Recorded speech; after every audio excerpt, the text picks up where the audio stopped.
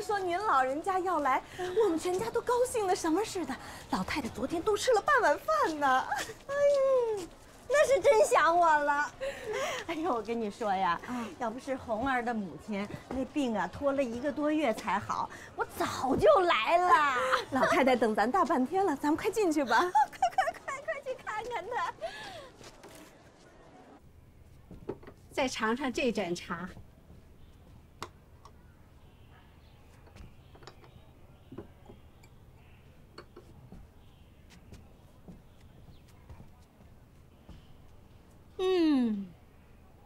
好茶。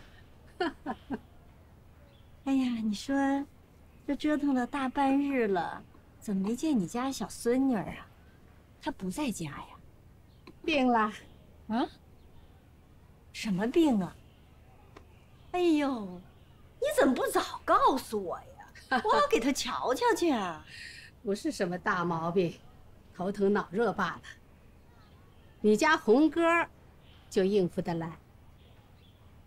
老滑头。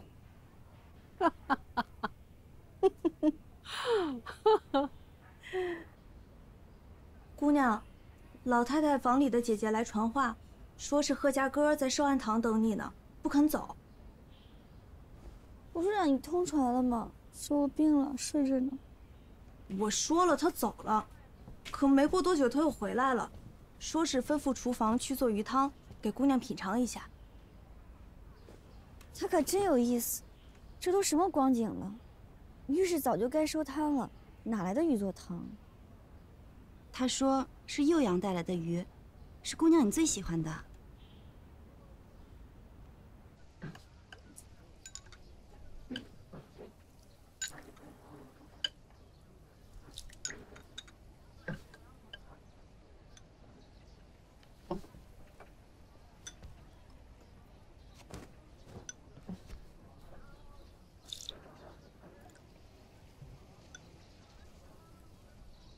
真的是岳阳江里的鲜鱼，便年怎么会有呢？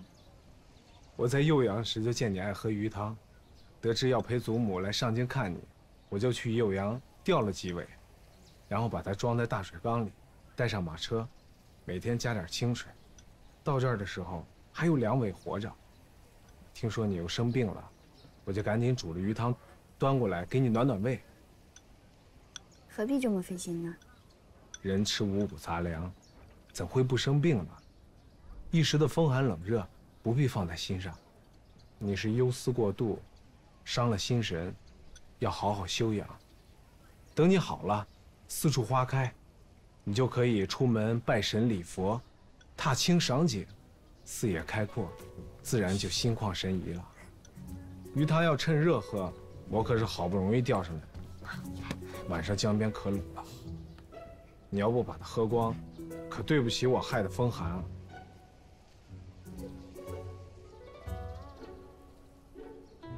其实我没害什么风寒，这鱼都是从江上渔民那儿买的，我没费什么力气。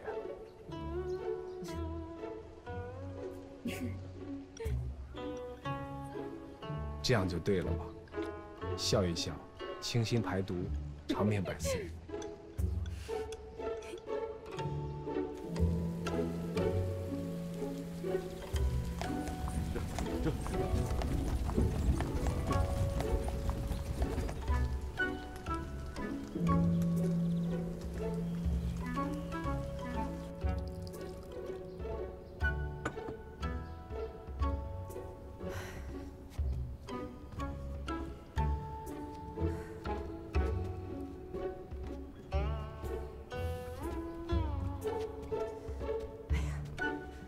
你还做个什么茶呀？究竟是个什么章程？你总要说了，我才能安心呐。姨母不许安心，我需安心。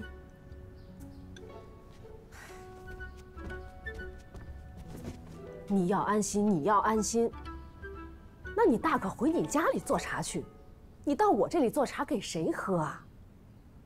家里不能安心，只有在姨母身边做茶，我才能安心。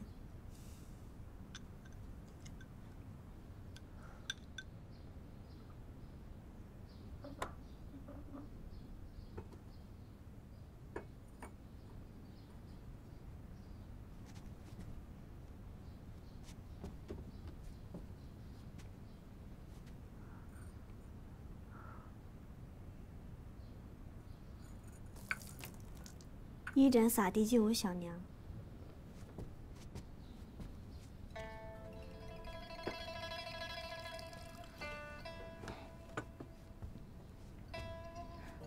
二盏求以母祭也。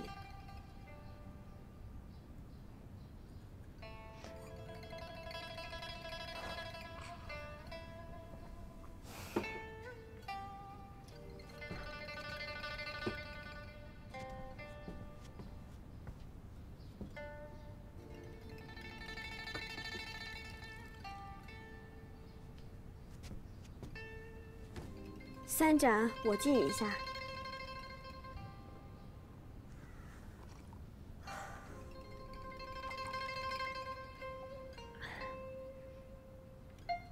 拜神完毕，回家。回家？那你小娘的事情怎么办？你说试过你爹爹，告不准，要我安心。现在你来吃个茶就走，我能安什么心？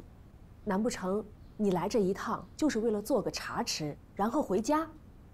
是，出关回家。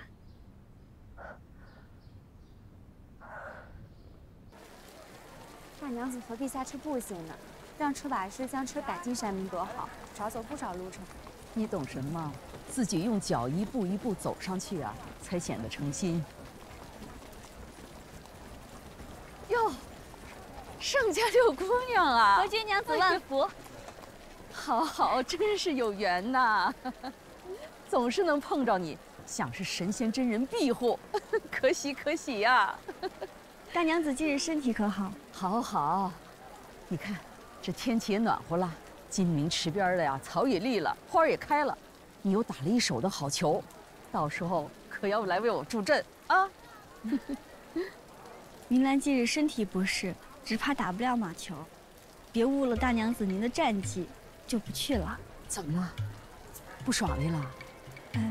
我那儿自有上好的山参，回头啊送到你屋里，好好补补气。不用麻烦，就是风寒，多谢大娘子了。哎，风寒没几日也变好了，我等你好了再开马球会不迟，也不赶这一两日。你藏着话，没对大娘子我讲，这可不是咱们家好孩子的做派。我往年去了一次，是为着嫣然姐姐打马球。后来有出不少是非来，明兰静思己过，想是中间冒头惹出的祸事。如今我也就把性子修沉稳些，不好打马球了，只在家里写2个字罢了。哎呦，你该把那些闲言碎语啊当风里的猫尿狗屁才是，怎么反拿在怀里闻呢？如兰和墨兰姐姐对马球也是兴致寥寥，明兰也不便前去，只怕是惹出是非来，说伯爵娘子太抬举我了。我原就是抬举你啊，怎么了？谁爱说闲话谁说去呗。大娘子还是算了吧。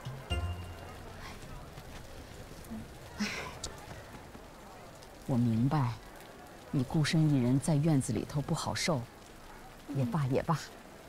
既想让你陪我打球啊，必不让你为难。明日送帖子到你府上，邀你一屋子姐妹呀，都去。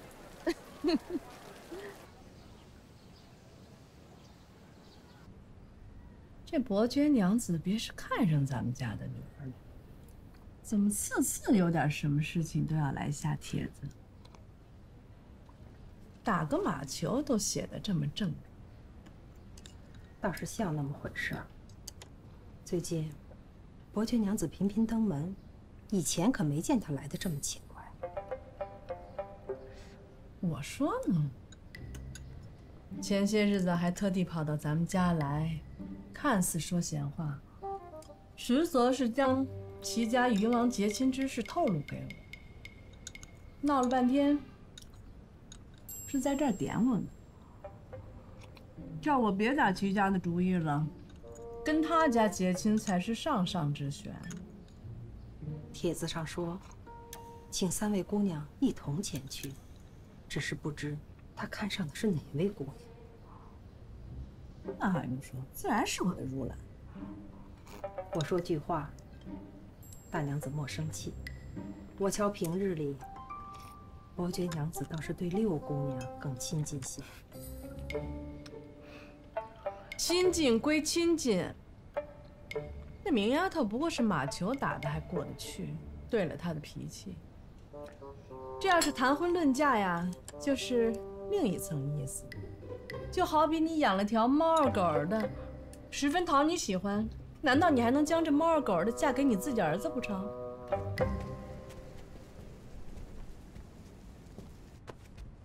娘，我不想去那个马球会，场子里面尘土飞扬的，呛死人了。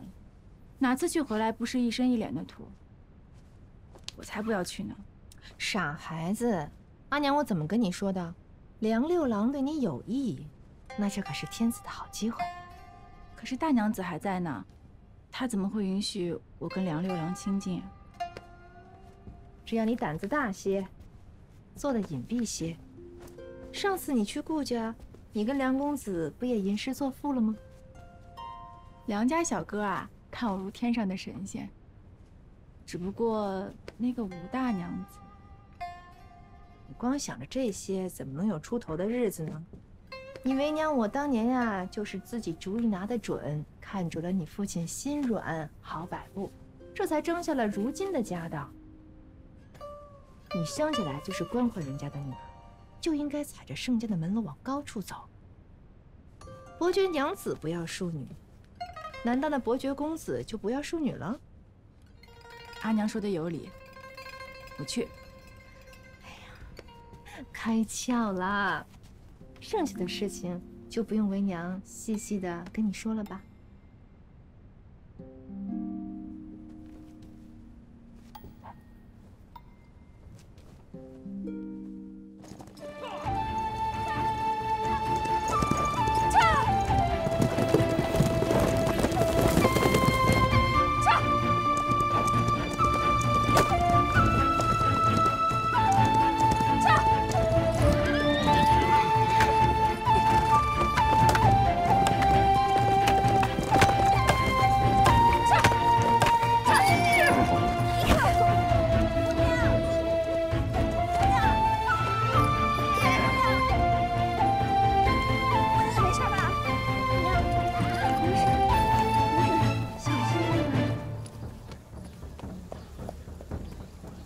尝尝，尝尝啊！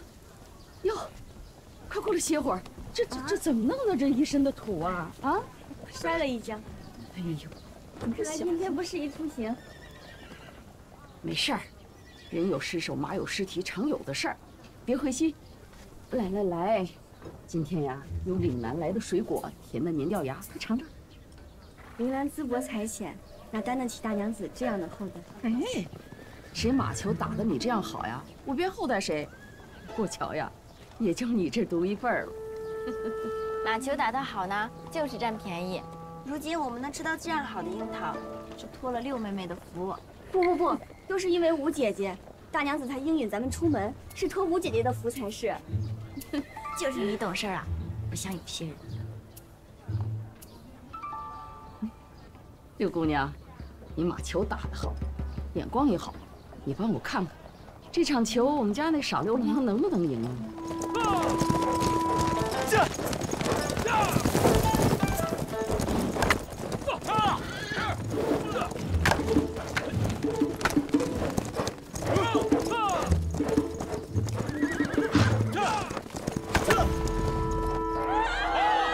六公子人中俊杰，英姿勃发，赢不赢倒是不打紧呢。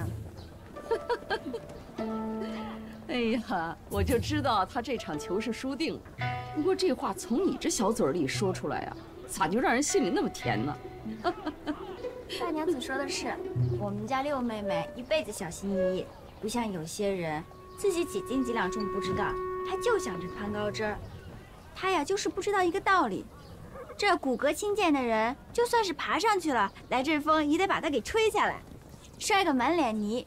到时候不知道是鼻青脸肿的见人，还是趴在泥里一辈子呢。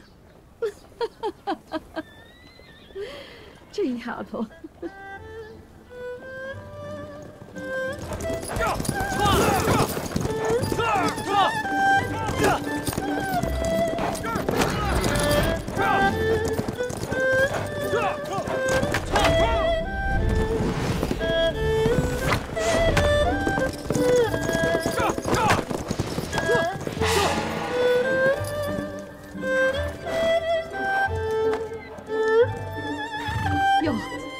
这球打得好。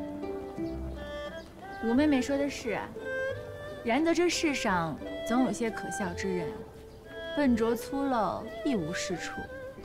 眼看着高枝就在那儿，却认是使了吃奶的劲儿，都爬不上去。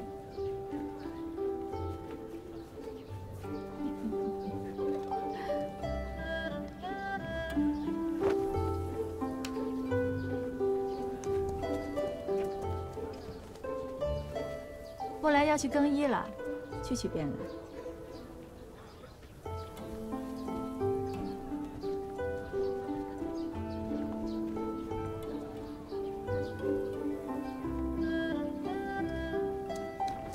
这，六哥，咱们刚打完球就去做诗会，这也太兴奋了吧！小猴仔，你知道个什么？先帝写诗劝学还说了：“书中自有黄金屋，书中自有颜如玉。”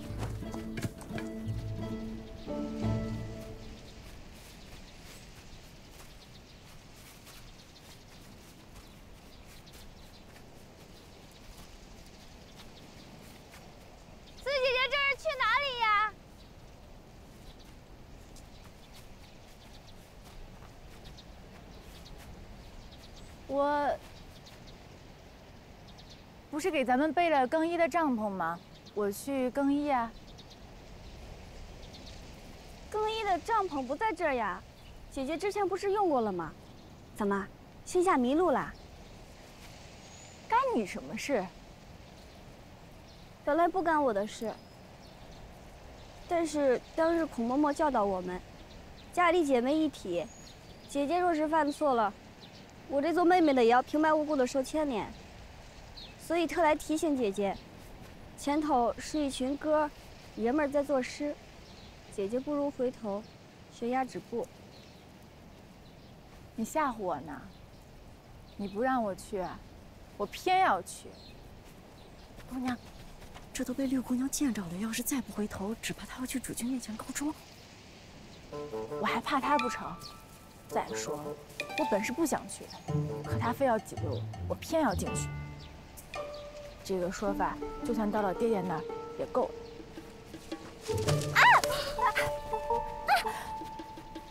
你敢用泥巴打我？姐姐，你裙子脏了，去了也是丢脸，不如还是回帐子更衣吧。你竟敢这样打我！我定要跟爹爹说，让他狠狠地责罚你。我只是一时失手，姐姐若是有胆，不妨去爹爹前面分说分说。哎呀，姑娘，要不咱们回去换条桃花裙子来踏青吧？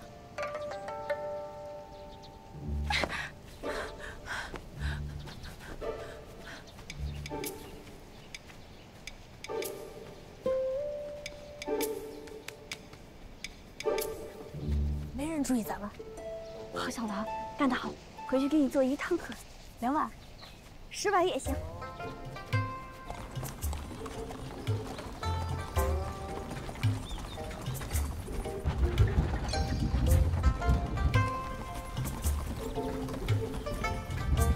六哥啊，六哥，上我的车一道回去。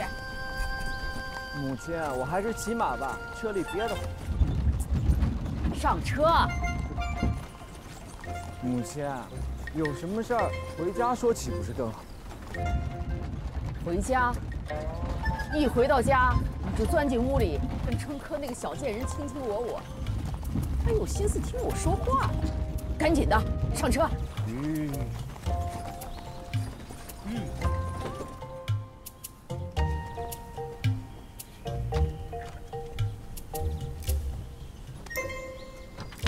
来，今天呀，盛家的六姑娘走得早，你们也没说上2句话。不要紧，过几日办个花卉，我再去下帖子。哎，我可告诉你啊，到时候你若是再推3阻4，躲着不见，以后你父亲说你什么，就不要来找我了。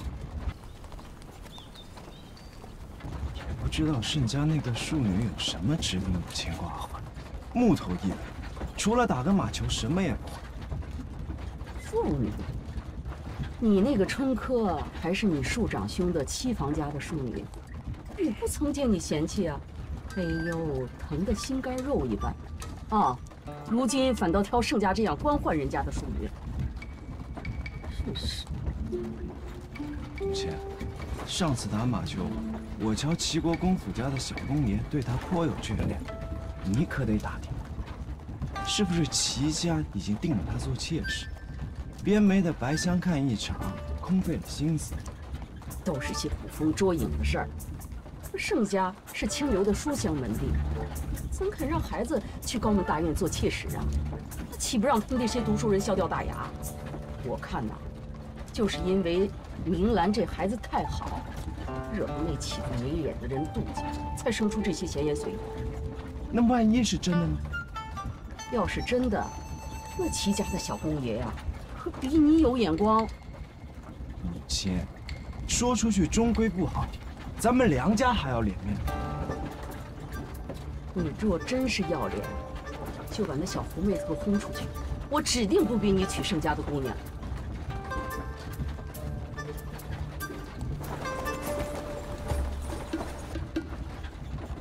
小娘，我已经退让你夫人，你只要听话，娶一个贤惠的正室娘子回来，将来你要哪个做你屋里人，我都不吭声。哦，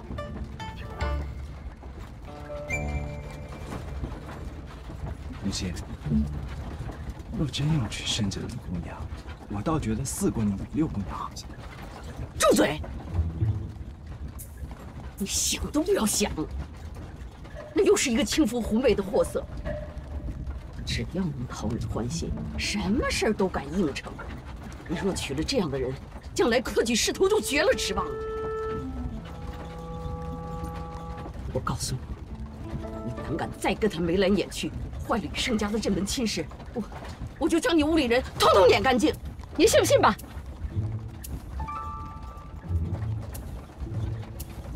真是气死我了！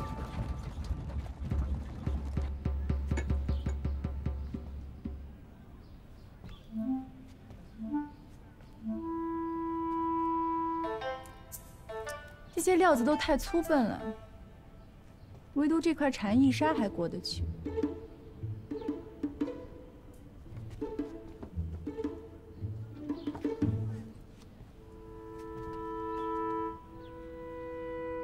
颜色未免艳了些，做成衣服上身，未免显得俗气。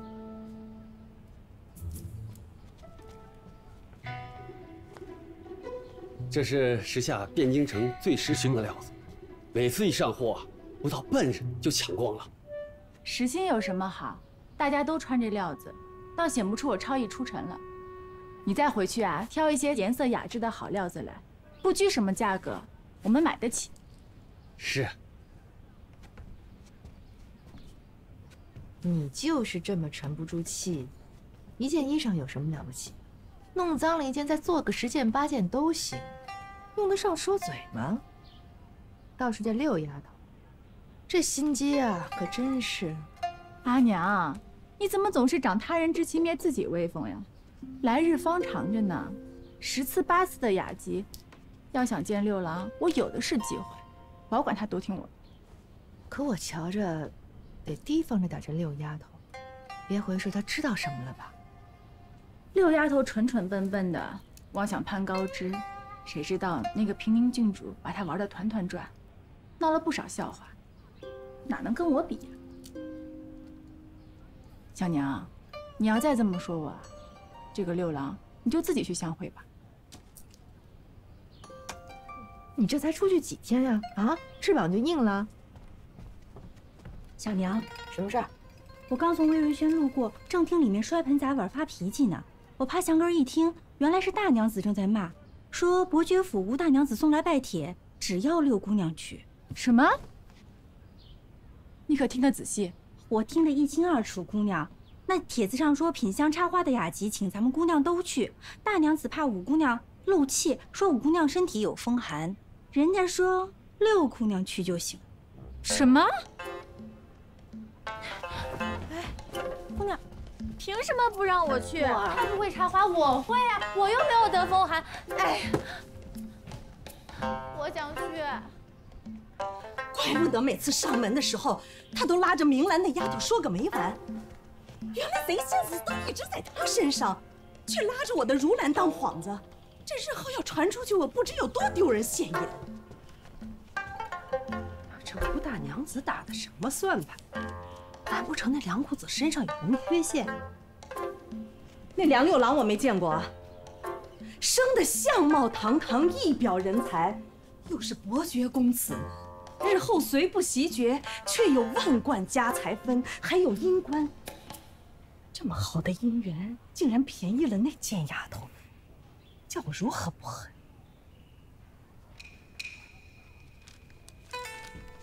你倒悠闲啊，还有什么心思看闲书？我就是急上了天的伯爵夫人，也不愿意让我当儿媳啊。你究竟能不能给我争口气啊？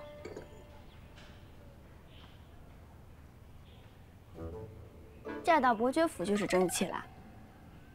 母亲您是忘了我大姐姐了吧？她倒是嫁得好，嫁过去之后没一天安生日子。这就算是生了儿子，婆婆跟嫂子还是继续欺负她。袁家才3个儿子，梁家有6个儿子，人多口杂，盘根错节，指不定比袁家还污糟呢。我才不要嫁到那样的人家去。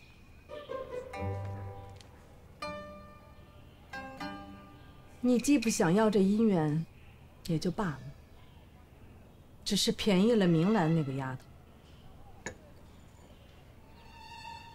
大娘子莫生气。上次回右阳拜宗祠，老太太已经把6姑娘记在了大娘子名下。这桩姻缘，若是落到6姑娘手里，也一样是在咱们名下。只怕林七阁那边真的是要气死了。小贱人，更是别做梦。阿娘，你说这可怎么办呀？眼看着明兰就要嫁入伯爵府了，8字还没一撇呢。梁家也未曾上门提亲，这事就不算是定了。你慌什么？我怎能不慌？吴大娘子都定了明兰了。吴大娘子认定明兰不打紧，要紧的是这梁公子心里头有你，这就有转机。我同这梁公子虽然见过几次面，说过几句话，可是我也不知道他心意到底如何。毕竟眉目传情和谈婚论嫁这是2回事。再说了，就算他真的心里有我，也未必肯娶我呀。谁刚才嘴硬，说这个梁家公子包管听你的，如今倒是急了。哎呀，阿娘，你就别说我了。就算他看上我了，他也不敢违抗母命啊。傻孩子，当初你爹爹不也先是有了正室娘子，上头有老太太，那还不是破例纳我进门了？又给了咱们田地、铺子，让咱们现在衣食丰足。所以说呀，这父母之命不要紧，要紧的是怎么抓住郎君的心。有了这些，你自然就立于不败之地，啊。后来大娘子是怎么回复梁家送帖子的人？起初大娘子气得要命，后来忽然又不气了，跟梁夫人说，5姑娘不去，那盛家的姑娘都别去了。他这就是故意的。娘，我若见不到梁六郎的面，任凭我有天大的手段，我也施展不出来啊！一点风吹草动就坐不住，能成什么事儿你？你能成事，那你说，现在该怎么办？这事恐怕还得先去求你爹爹。你去。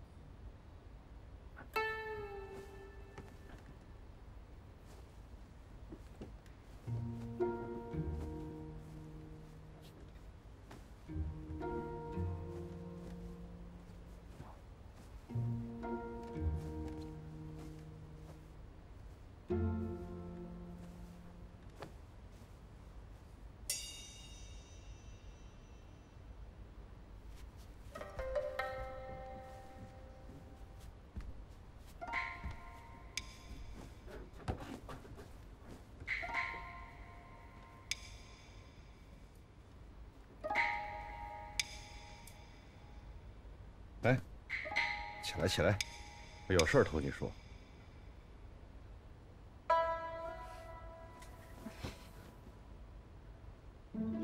怪不得你来我这儿安置呢。无事献殷勤，非奸即盗。这话说的，我就是问问。我听说，永昌伯爵娘子请咱家女儿过府雅集，你为何给辞了呀？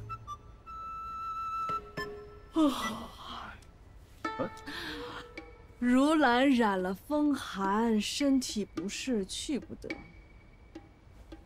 官人和老太太平日拎着耳朵教训我，要我一碗水端平。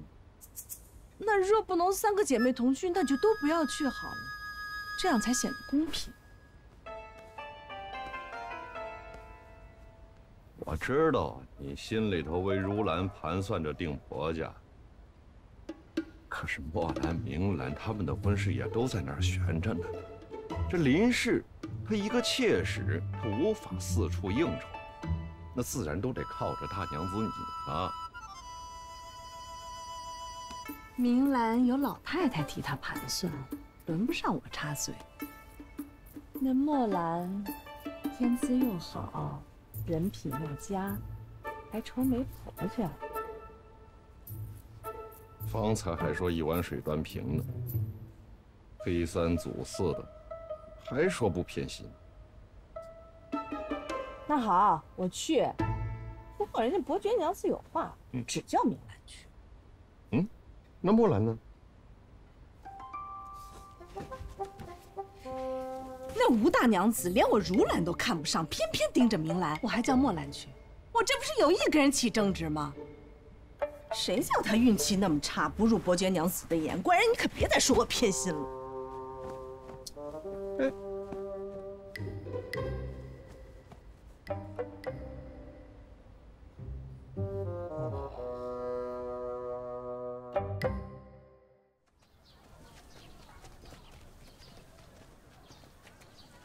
四姐姐，是四姐姐在那儿吗？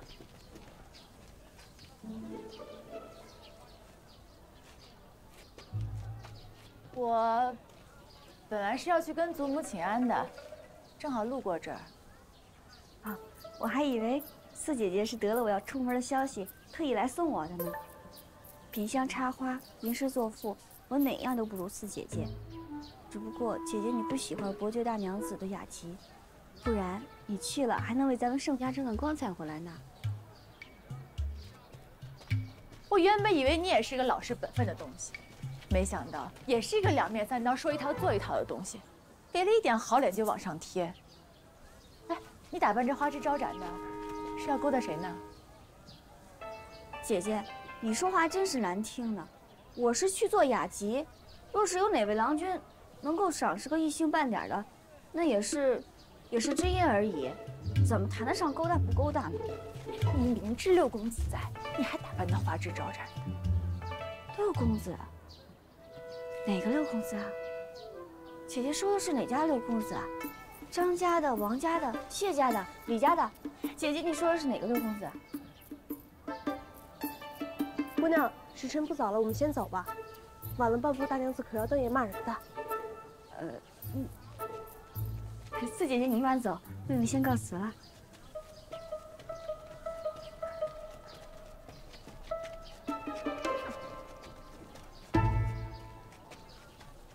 死丫头，想踩着我攀高枝儿，做梦！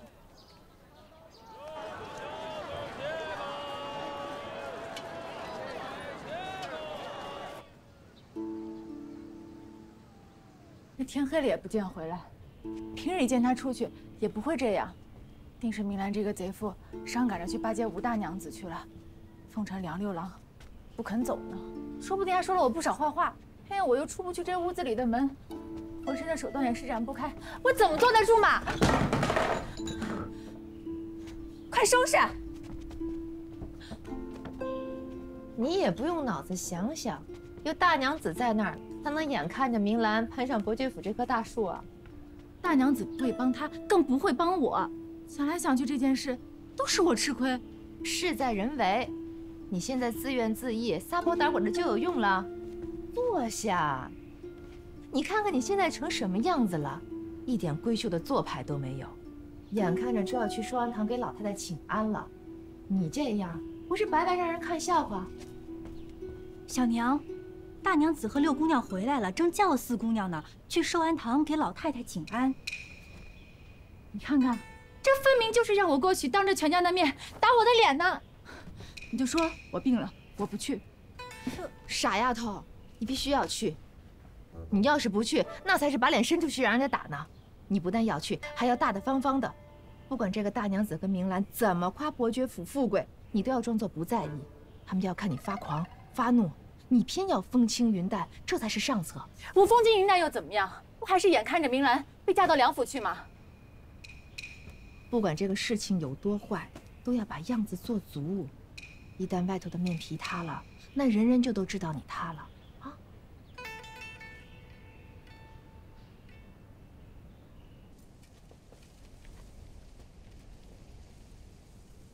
今儿梁府上的人可到得齐呀，那场面我都没见过。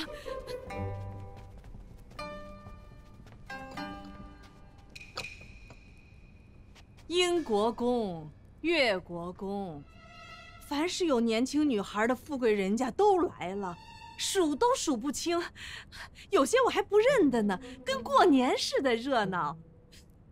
吴大娘子啊，还把她家六郎叫出来，这个叫伯娘，那个叫婶娘。六妹妹，我看你这羊脂里的成色，比那次我过生日的还好些。看来这吴大娘子真是舍得，一送就是一双。吴姐姐，你喜欢，那咱们一人一只。伯爵娘子还送了我许多贵重的东西呢，我命小福薄，实在承受不了这么贵重的东西，有吴姐姐替我分担着，我也安心些。还是六妹妹会说话，人又懂事儿，这才是好姐妹嘛。四姐姐，伯爵娘子还送了我一只攒珠钗，有5颗这么大的珠子，等会儿我叫人送到你院里去。不必了，这样的钗环啊，要1筐我也有。什么稀罕东西，六妹妹自己留着带吧。四姐姐说的是，妹妹着实没见过什么世面，只不过是见了一些伯爵、公爵家的世子们和姑娘们，别忘了自己的身份，真是该打。看来我得多跟伯爵娘子多亲近亲近，也好学学高门豪族的规矩，长长见识。哎，你今天怎么说话这么灵光？伯爵娘子说我只会打马球，其他的一塌糊涂，让我跟着她多学学说话。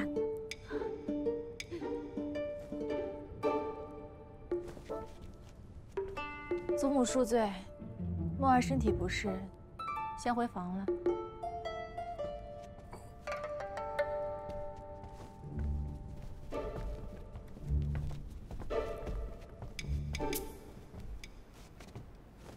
哎呀，哎呀，回来，坐下。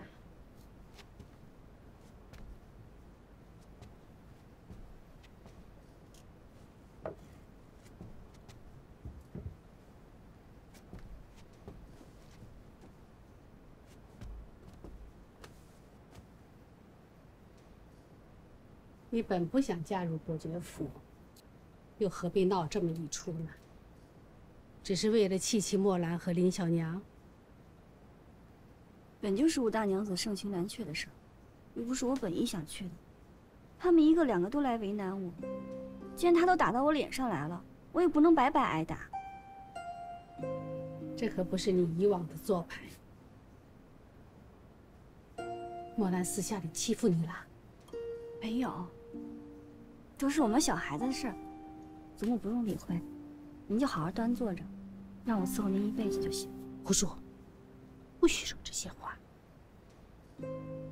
一朝被蛇咬，10年爬井绳，摔个跟斗，连门都不敢出了，哪有这个道理？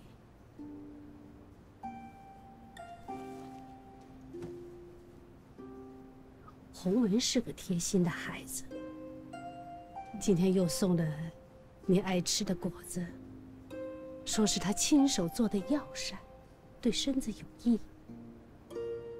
你瞧，这不是很好吗？嗯？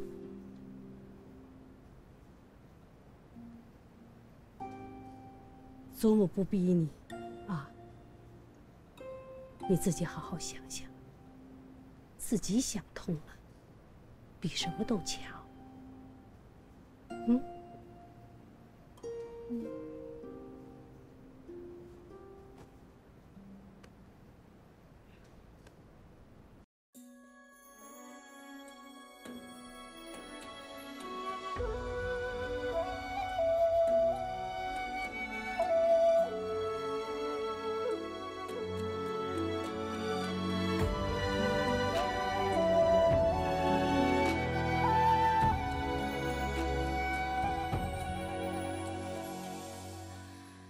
一朝花开傍柳，寻山无觅听候。纵饮朝霞半日晖，风雨捉不透。一人共长消瘦，太高冰泪难流。锦书送罢莫回首，无语随客偷。昨夜玉树风骤，浓水不消残酒。试问卷帘人，却道海棠依旧。知否？知否？应是绿肥红瘦。昨夜玉树风骤，浓水不消残酒。试问卷帘人，却道海棠依旧。知否？知否？应是绿肥红瘦。知否？知否？应是绿